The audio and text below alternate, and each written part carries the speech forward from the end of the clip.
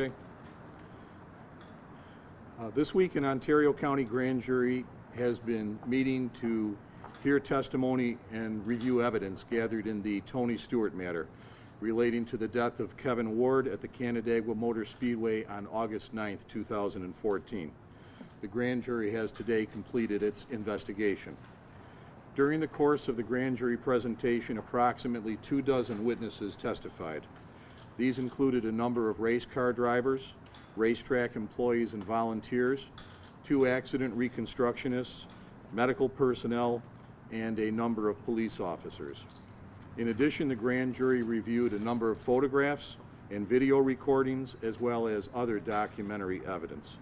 After listening to and questioning all of the witnesses and reviewing all of the evidence, the grand jury has determined that there is no basis to charge Tony Stewart with any crimes. His case was therefore no billed by the grand jury. I'd be happy to answer any questions that you may have. Were the toxicology reports part of the grand jury testimony, and can you tell us what the results of those reports were for both drivers? There were no reports that were presented. There is toxicology evidence in the case relating to Kevin Ward that actually indicated that at the time of operation he was under the influence of marijuana. There was no toxicology work performed on Tony Stewart. However, a certified drug recognition expert had interviewed him on the night of the collision and determined that he found no basis to observe any alcohol consumption or impairment by drugs. What exactly did you weigh, if you can share with us in that testimony? I'm not sure I understand your question.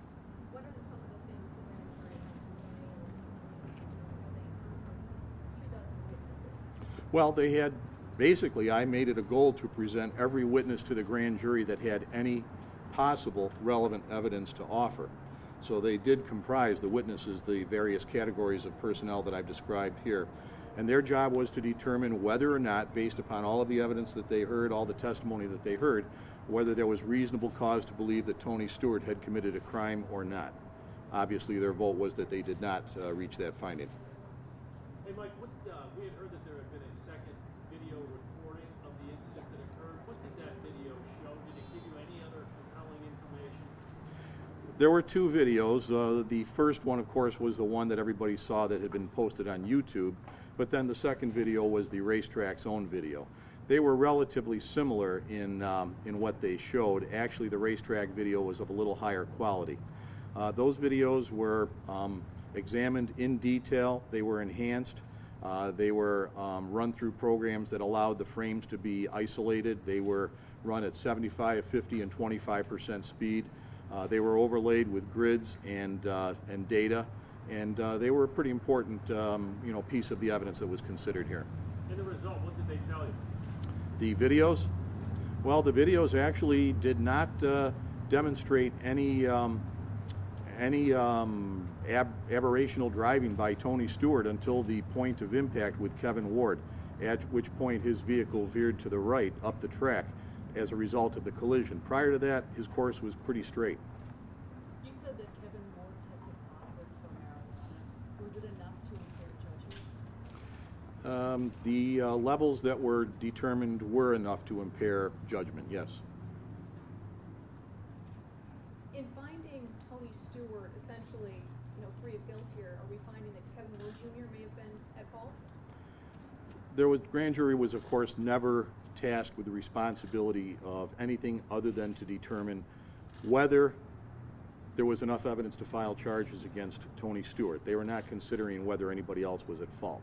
However, I am sure from their deliberations and discussions that the fact that Kevin Ward was observed running basically down 2/3 of the track into a hot track in the middle of other cars that were still racing played a big, big factor in their decision. Mike, was Tony Stewart afforded the opportunity to testify at this grand jury? He was given that opportunity. And what did he say? I didn't say he testified. I said he was given the opportunity. I really can't tell you who specifically testified or did not testify. And I can't tell you what they said in the grand jury. Okay? How different is this case than others? I mean, the community was so involved in this case as opposed to that. Well, obviously, it's a high-profile case. You have more or less a celebrity in the racing world as the focus of the inquiry, so clearly there was a high level of interest in the case. When all is said and done, that should not and did not make any difference in this particular case. This was, presented to a grand jury. All available evidence was forwarded to them. They were very conscientious in their work on this case. They were actively involved. They asked a lot of questions, including some really excellent probing questions. They were very deliberative, and I'm very satisfied with the attention and conscientious work they put in on this case. How long did they hear testimony? How long has this been going on? The better part of 2 days. 2 days. Yeah. Did they consider specific charges? Yes, the charges that were submitted to the grand jury for consideration were manslaughter in the second degree and criminally negligent homicide. And they would have had to find what for each of those? They would have had, in New York State, it takes 12 or more votes of 23 grand jurors to return those charges. So while I can't tell you what their votes were, obviously you can deduce the fact that there were not 12 votes for either charge. But the elements of those two charges? Well, manslaughter in the second degree is essentially, and I'm just paraphrasing now, but it's essentially criminally reckless conduct. And criminally negligent homicide is just what it sounds. It's criminally negligent conduct. Both of those involve elements of carelessness that are much more rigid and much more demanding than ordinary civil recklessness or negligence involves. Did the grand jury vote today, or was that yesterday? Their vote was today. Given the nature of the evidence, when would you decide to present it to the grand jury to take that step ahead and make decisions in this case? Well, there were probably several reasons. When I reviewed the investigation that had been prepared by the Sheriff's Department, it was clear that a number of the witnesses that were interviewed had different perspectives on what they had seen and what they had heard. There were, varying versions of what had actually taken place. So there was not one clear monolithic story that was presented to me. Additionally, several of the witnesses, important witnesses, chose not to make statements to the police. They did not want to make any statements. So the only way I could find out what they had to say or what they had to offer was to subpoena them and compel them to testify, which I did. And then finally, when you have a case of this magnitude, of this interest, I think it's important that the public knows that a large group of citizens drawn at random from the community heard all of the evidence in the case and collectively returned a judgment. I think it is something that people can rely on. That's important too. Mike, how difficult is it taking a case like this to a grand jury when you're essentially tasked with trying to get inside the head of the person who you're viewing evidence against? Well, it's not unlike most other cases that we present. As much evidence as possible is collected. That involves statements from witnesses to what they observed, statements from witnesses who may have spoken to important participants in this matter. There was a lot of technical work done. There was, as I said, 2 accident reconstructionists who worked on things like speed and distance and reaction times available and so on. And you do whatever you have to in a particular case to try to provide as big a picture as possible. And I think that's what was done in this case. Have you contacted the Ward family to let them know the grand jury's findings? Yes, I did speak with Mr. Ward. What did he say? Mr. Ward, I would suspect, was probably disappointed by the outcome, but he was very appreciative of the work that the Ontario County Sheriff's Department and the District Attorney's Office had put into the case. What about Tony Stewart, reaction to the recent decision? I have no idea what it is. I did notify his attorney of the outcome, but beyond that, I don't know. Any other questions? And you said that this process took about 2 days. Did the jury deliberate for a specific amount of time?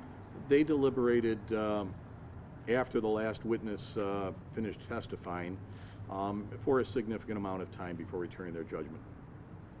Over an hour? No, less than an hour, but yeah.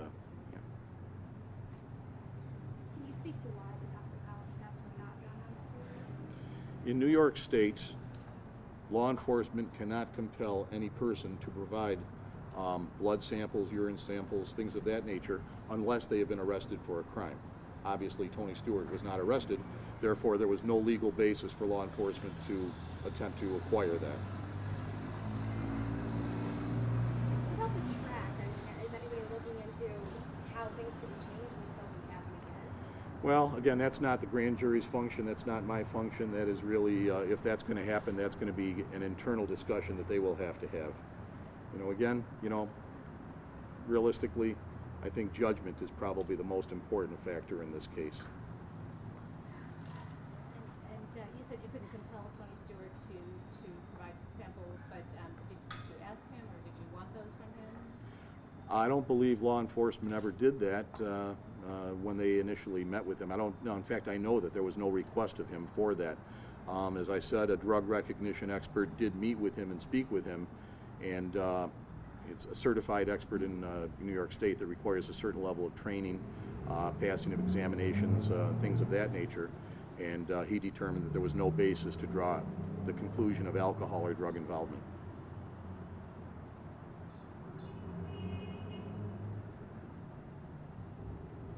So your opinion on just what happened that night is what? My opinion is that anytime a grand jury is given the opportunity to have a full and unfettered exploration of the circumstances of a case, that they are active, engaged, and involved and conscientious in their deliberations, then the system has worked, and whatever their judgment is one that should be respected. Mike, what would you say the percentage of time that you get a grand jury that no bill's a case? It's not, it doesn't happen very often. It happens occasionally. I can't quantify it for you. Obviously, a lot of cases that are lacking in evidence never even make it to a grand jury presentation stage. Others do, and you know, in every case, a grand jury has the same responsibility. That is to decide if the evidence they hear rises to the level of reasonable cause to believe a crime was committed. You know, no bills are not frequent, but they happen on occasion. Did you expect this to be no bill? My expectations were that the grand jury would give this case a thorough look, and then whatever their determination was fine by me. I didn't go into it with any expectations. Could you give us more details about the grand jury and the selection and who? In New York State, grand juries are comprised of 23 citizens. They're drawn at random from a lot of different lists. Things like voter registration lists, vehicle registration lists, driver's license lists, property tax rolls, public assistance rolls, and perhaps 2 or 3 other databases as well. Names are drawn at random from that group. 23 are selected purely at random to serve on a grand jury. And in the more rural counties like Ontario, grand juries serve for terms of 3 months. Of the 23 people, it takes 12 jurors to ever return any affirmative action, to ever charge any crimes. Mike, I know you can't speak directly about what witnesses said, but were there witnesses that were presented who had the impression that Tony Stewart did something malicious? You know, again, I really am not going to get into characterizing individual witnesses' perceptions or testimony. As I indicated early on, one of the reasons I decided to present this case to the grand jury is that there were clearly different perceptions evidenced by different people on what they had seen and what they had heard. So when you have that kind of different views of the evidence, different views of what happened, sometimes it's necessary to present a case to a grand jury to really flesh out, you know, what the facts really are.